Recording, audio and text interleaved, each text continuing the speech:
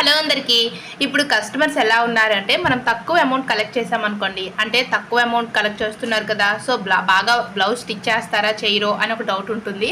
అదే మనం ఎక్కువ అమౌంట్ కలెక్ట్ చేస్తే మాత్రం చాలా ఈజీగా ఇచ్చేస్తారు. సో నేను ఫస్ట్లో అయితే చాలా తక్కువ అమౌంట్ తీసుకునేదాన్ని. బ్లౌజ్కి 200 అలా తీసుకునేదాన్ని, లైనింగ్ బ్లౌజ్కి. నార్మల్ బ్లౌజ్కి అయితే 70-80 తీసుకునేదాన్ని, అంతకంటే ఎక్కువ తీసుకునేదాన్నే కాదు. అయితే నా దగ్గర ఇంకా కస్టమర్స్ పెరిగే కొద్దీ నేను ఒక్కసారి అమౌంట్ అయితే చేంజ్ చేశాను. అంటే 250 ఆ రేంజ్ నుంచి కూడా 300 వరకు కూడా వెళ్ళాను లైనింగ్ బ్లౌజ్కి. సో అలాంటప్పుడు కస్టమర్ చాలా ఎక్కువ మంది వచ్చారు.